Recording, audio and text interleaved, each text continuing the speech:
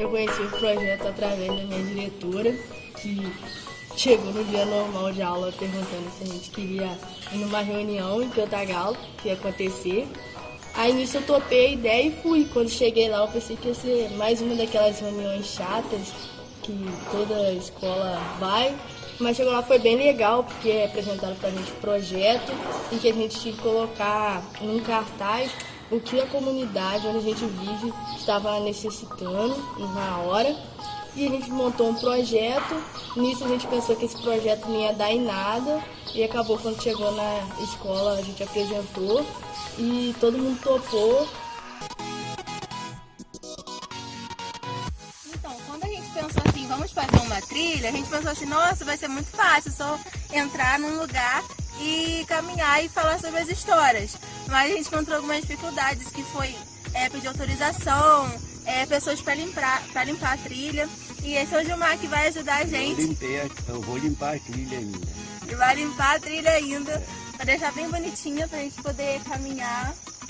Aí conseguiu com a fábrica para poder botar o caixão ali, para poder passar em cima do pontilhão, para poder fazer a trilha. E eles hoje vai vir aí para colocar, sexta-feira já está pronto. Gente, meu nome é Luiz, nasci nessa casa ali, ó, primeira ali, e antigamente não havia essa quadra de esporte, o nosso quintal ia até lá perto da ponte ali da saída ali, era um quintal enorme, nós tínhamos plantação de manga, banana, criava cavalo, criava papai, fazia tudo. Aqui do lado aqui era a caixa d'água, onde abastecia as locomotivas com água, que a locomotiva vaporenta precisava de água para poder funcionar. Aí tinha uma caixa d'água, tinha uma cameleta ali que até lá no bordo, o resto da água que sobrava passava aqui. Aqui meu pai trabalhou vários anos aqui, eu nasci aqui em Fidelândia, saí daqui com 4 anos de idade, fui para Cantagalo. E lá na curva, lá na frente, onde tem o nome Pronta Bonita, em frente ao do César Goulart, naquela curva lá, tem uma sepultura lá de uma senhora que morreu, viajando no trem, ela estava vindo de Laranjais. Aí, ali uma senhora contada que a senhora veio de Laranjais para Friburgo de trem e estava com febre amarela. Mas quando chegou ali, ela morreu. Então eles pensaram que aquilo passava da pessoa para outra na mesma hora. Então pararam de enterrar o alimento. Aqui, fazia muito tempo, o pessoal trabalhava na estação de despacho, vendia passagem, recebia, antigamente, telegrama. Aqui, Boa Sorte, Mapu e Monerá não tinha correio. Então o telegrama ia passar para Cordeiro, o Cordeiro passava para aqui, também pelo código Morse, e envelopava aqui e entregava as pessoas. Com o trem passava aqui. Na parte da manhã dava o nome misto, que ele tinha carro de passageiro e de carga também. Ele saía de Cantagalo, 5 horas da manhã, e ia até Portela. Ele cruzava com o expresso que saía de Portela às 5 horas da manhã em Laranjais. Esse expresso ia para o Rio, é só passageiro. Aí você ia lá em Portela e voltava, sair lá 10 e pouco, passava aqui umas 14 horas mais ou menos, e tinha um outro expresso que ia do Rio e vinha para Portela. Então aquilo, o movimento todo passageiro, antigamente era tudo de trem, não tinha ônibus, não tinha nada, certo? Então aquilo andava sempre feito. Trecho, tinha uma casa, que dava o nome de Casa da Turma, onde trabalhava o feitor, que consertava a trilha, e a opção de funcionário, para trocar dormente, prego, trilho. Então eles iam para fazer reparos. E de manhã cedo, saía uma pessoa lá da Chaduvais até aqui, a pé, dava o nome de Rondante. Saí de lá depois para Cantagalo também. Levava uma chapa, chegar na estação, apresentava a gente na estação. Ó, o peixe está limpo, não tem que quebrar nem nada. Pode circular o trem, tudo assim, pessoal. Daqui até Portela. E de Portela até o Rio também. O nome Chave do Vaz, porque lá tinha chave para entender. Ali tinha uns vizinhos a chave. É igual o chave do Pires, chave do Lontra.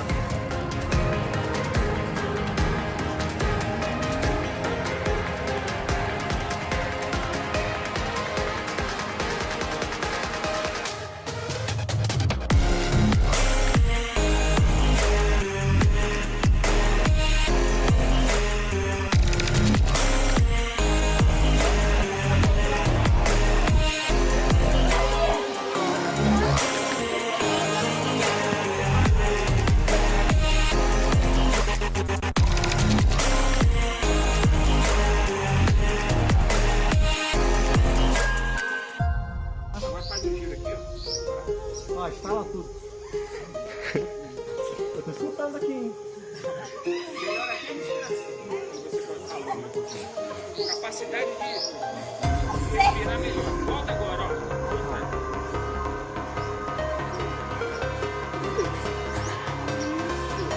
Agora aqui, ó.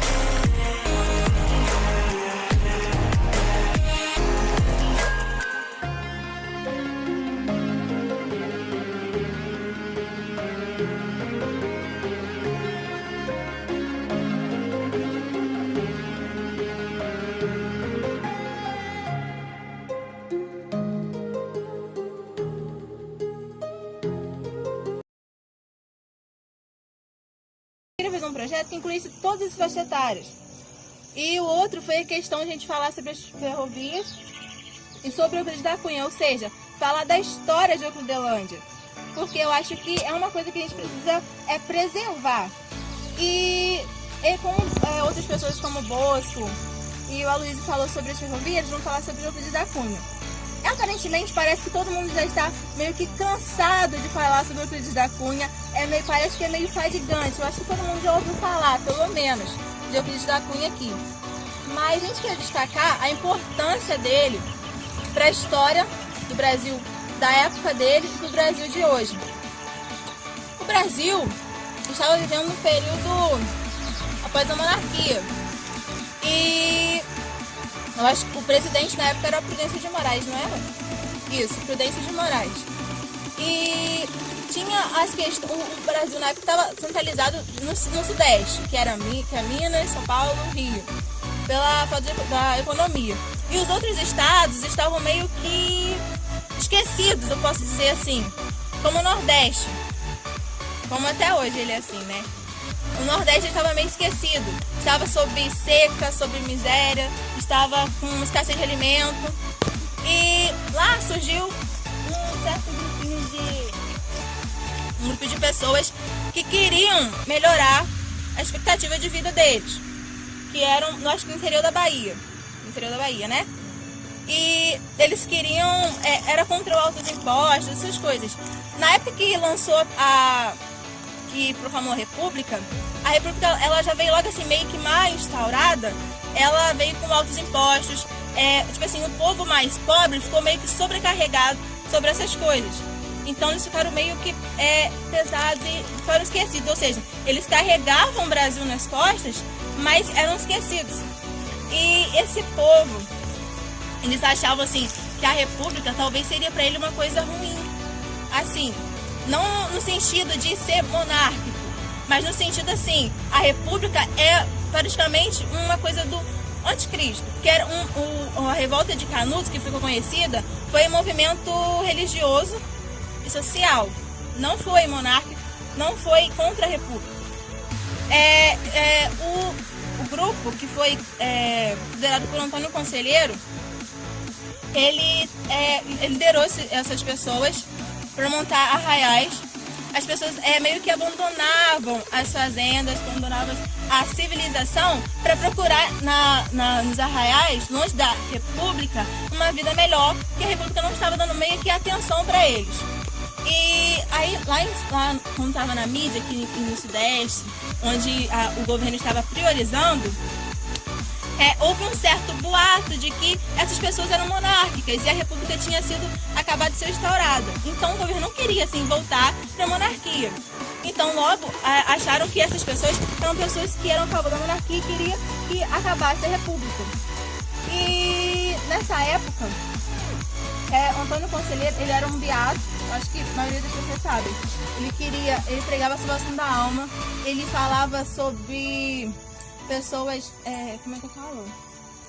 Que era contra o casamento civil, era contra coisas que o Estado interferia na religião e coisas que, assim, que meio que atrapalhavam a vida tranquila das pessoas.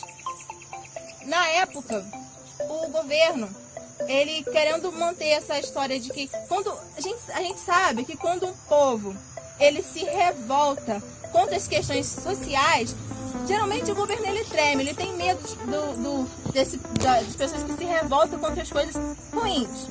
E o governo ele queria transparecer que essas pessoas eram pessoas loucas, eram pessoas degeneradas, pessoas que não tinham sanidade, que Antônio Conselheiro era uma pessoa doida e mais. Mas na verdade eles só queriam viver bem, eles só queriam ter sua vida, queriam viver, queriam ter expectativa de vida, que eles pagavam outros impostos e tal.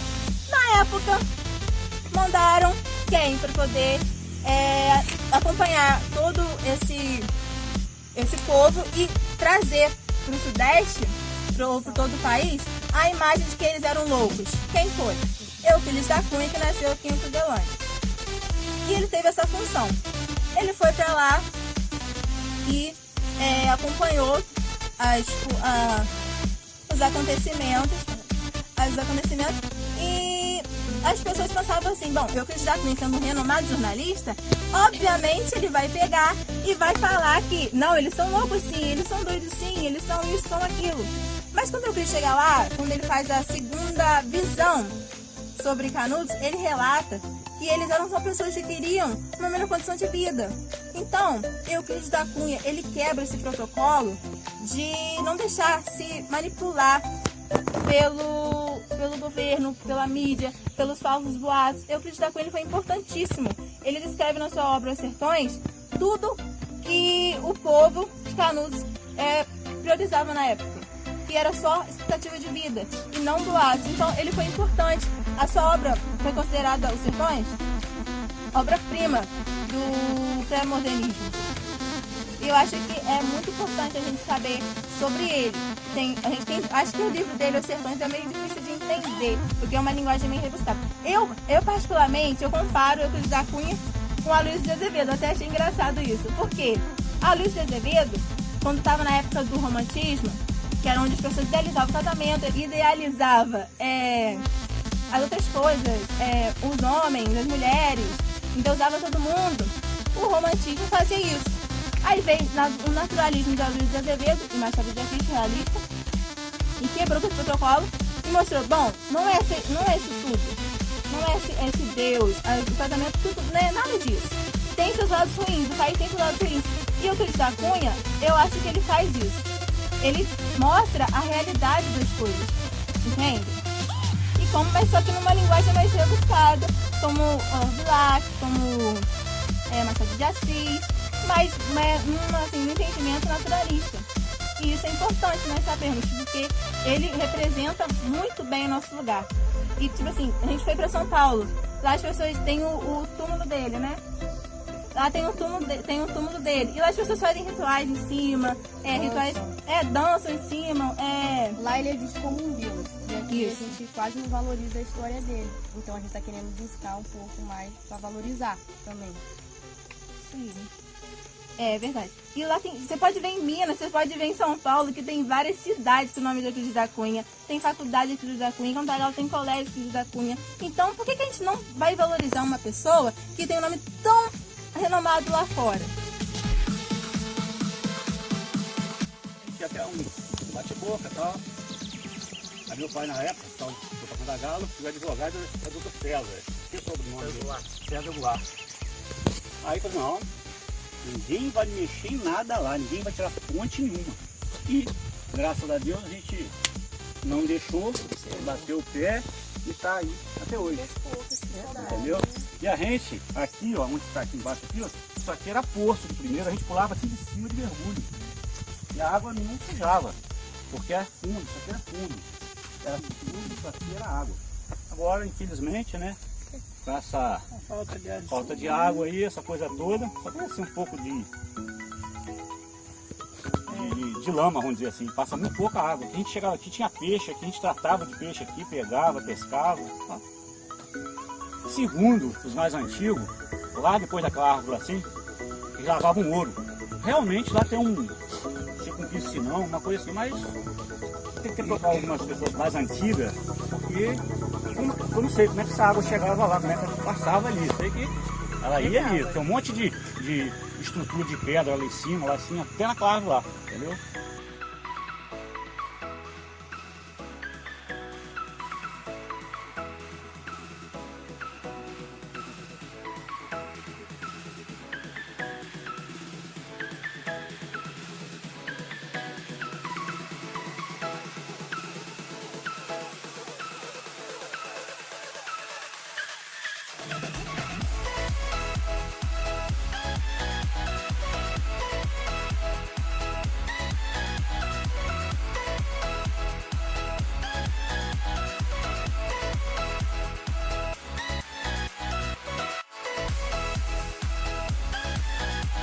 Bom, a primeira coisa que eu gostaria de falar com vocês é que a estrada de ferro Cantagalo, que depois o pessoal chamava de Leopoldina, efetivamente depois, né, a estrada de ferro Cantagalo foi comprada pela Leopoldina, que era uma empresa inglesa, ela começou a ser feita pelo barão de Nova Friburgo, o Antônio Clemente Pinto.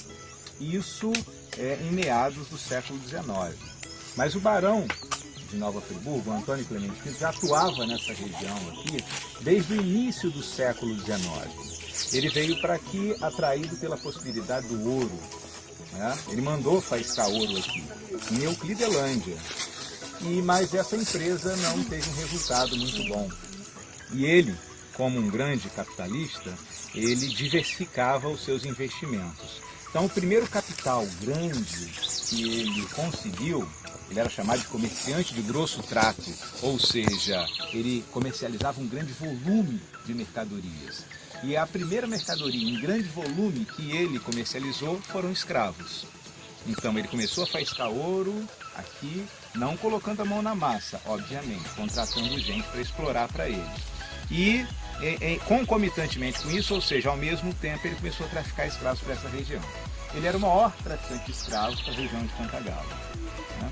E, muito provavelmente, um dos grandes traficantes da província do Rio de Janeiro. Agora, quando ele começou a diversificar ainda mais os seus negócios, ele percebeu a oportunidade, né? Ele era um grande gênio dos negócios, percebeu a oportunidade do plantio de café. Talvez quem tenha sugerido isso a ele foi um tal de Van Ever, um sócio dele, né? Um cara muito engenhoso e que percebia as possibilidades do café aqui na região. E aí ele começou a adquirir, primeiro em sociedade, depois por conta própria, fazendas. Santa Rita de Cássia, né, na verdade, o nome também de uma importante fazenda do Barão de Nova Friburgo, a fazenda de Santa Rita. Ele tinha também a fazenda de Boa Sorte, a fazenda da Aldeia, a fazenda de Areias, a fazenda da Água Quente, a fazenda do Gavião ou dos Gaviões. Então ele tinha mais de 10, talvez umas 15 fazendas aqui na região, né? Um outro importante investimento da região foi o café. As fazendas eram de café e garantiu uma fortuna ainda maior para ele. É nesse contexto de diversificação dos investimentos do Barão de Nova Friburgo que a ferrovia aparece. Ele percebeu, obviamente, a necessidade de escoar a produção do café. Antes, a produção do café era escoada em lombos de burro. Imagina, burros carregados de cestos de café descendo a Serra de Friburgo indo para o Rio de Janeiro. A possibilidade de acidente era muito grande, era um transporte muito lento, né? E as tropas de burro iriam ser substituídas, né, pelo trem, através de quê? Através da engenhosidade, através do espírito de investimento do Barão de Nova Friburgo. A ferrovia, Estrada de Ferro Cantagalo, foi construída em 3 etapas. A primeira etapa começou de Porto das Caixas, lá na beirada da Baía de Guanabara, até o pé da Serra de Cachoeiras. Começou em 1859. Em 1860, esse trecho já estava construído e concluído. O trem começou a funcionar nesse trecho, né? mais ou menos 40 quilômetros, 39 quilômetros e meio. Depois, ele demorou 10 anos para iniciar a nova etapa da ferrovia, ou seja, fazer a ferrovia subir a Serra de Friburgo. Ele morre em 69, e aí um filho dele, ele só tinha 2 filhos, né? Um filho dele, de nome Bernardo Clemente Pinto, que vocês devem conhecer de nome de história, né? Ele recebeu o título de Conde de Nova Friburgo, né? Ele, que é o nome da nossa escola, obviamente, ele começou a realizar a segunda parte do sonho do pai, que era fazer a ferrovia subir até Friburgo. Essa construção começou em 1870, um ano depois da morte do barão, e termina em 73.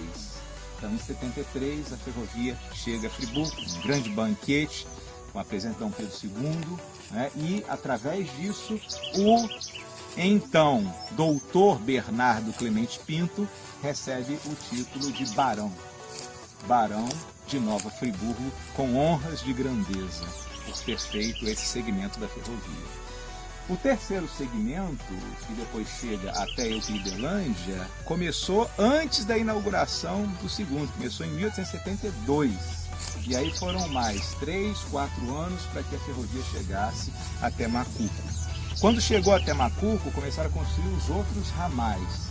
O ramal que ligou Cordeiro a Cantagalo, 6,5 km, foi concluído em 1876, a mesma data da inauguração da igreja de Cantagalo. Dom Pedro II novamente veio à região, passando por Cantagalo, na inauguração desse trecho. Em Euclidelândia, a ferrovia chega em 1878, 2 anos depois que a ferrovia foi inaugurada até Cantagalo. E o que acontece, né? O fato de a ferrovia se espraiar por aqui era exatamente para atender a todas as fazendas do Barão de Nova Friburgo no escoamento do café, né? A ferrovia funcionou dando lucro por muito tempo, mas aconteceram algumas situações que, primeiro, fizeram com que o café acabasse na região enquanto atividade produtiva lucrativa, né? Em 1888, a abolição da escravatura. A crise do encilhamento, o próprio enfraquecimento das terras da região, porque o café era uma planta muito exigente, que esgotava a terra. Então, um conjunto de fatores fez com que o café, eu não diria acabasse, mas deixasse de ser uma atividade muito rentável na região. E isso foi um golpe duro na ferrovia, né? Ou seja, nas possibilidades lucrativas da ferrovia.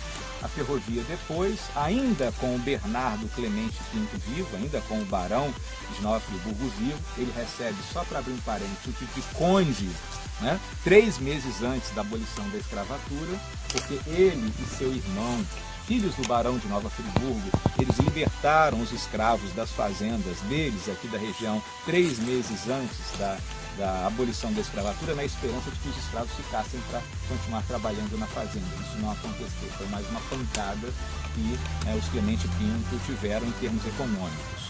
E o que restou da ferrovia? A ferrovia não estava dando muito lucro mais.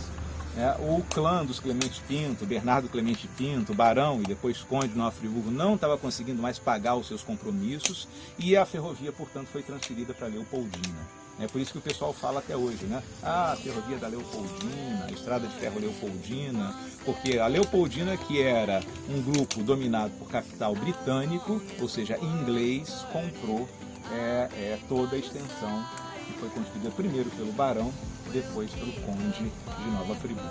A título de curiosidade, eu queria falar o seguinte: quando os trilhos foram arrancados, e tem mais, depois da Leopoldina, a Leopoldina tinha um contrato com o governo federal de utilização dos trilhos, das máquinas, por décadas e décadas. Quando termina esse contrato, o governo federal incorpora essa malha ferroviária aqui da região, a malha ferroviária federal.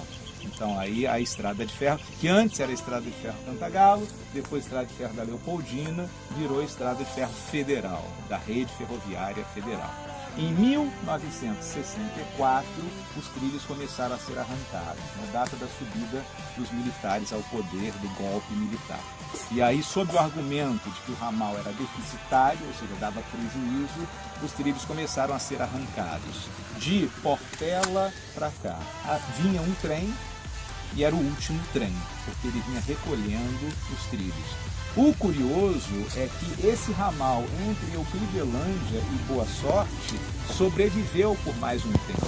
Ele não foi arrancado num primeiro momento, exatamente por conta da produção leiteira da região. Ele foi preservado por algum tempo, mas depois, infelizmente, imagina se ainda houvesse essa ligação até hoje, né? As possibilidades de turismo que havia para a região e tudo mais. Mas, infelizmente, nem esse ramal que foi preservado por algum tempo sobreviveu. O último trem veio e arrancou os trilhos, né? Essa é a história, em breves palavras, né? Da Estrada de Ferro Cantagalo, depois Estrada de Ferro Leopoldina e depois essa estrada foi incorporada pela Rede Ferroviária Federal.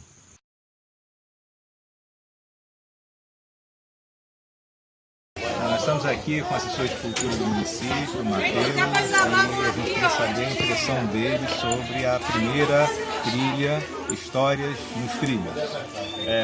Primeiramente eu tenho que parabenizar em nome da Prefeitura, todos os envolvidos, a você como professor, você como vereador também, as alunas, né, que é importante a gente colocar esse projeto junto com a comunidade, como o Fabiano estava falando agora, que convidou a associação, e também as alunas falando com uma linguagem mais acessível para os próprios alunos, é muito mais interessante. A gente viu ali Gilciane e Maria Fernanda apresentando Euclides da Cunha, a importância de Euclides, elas participaram da Semana Euclidiana.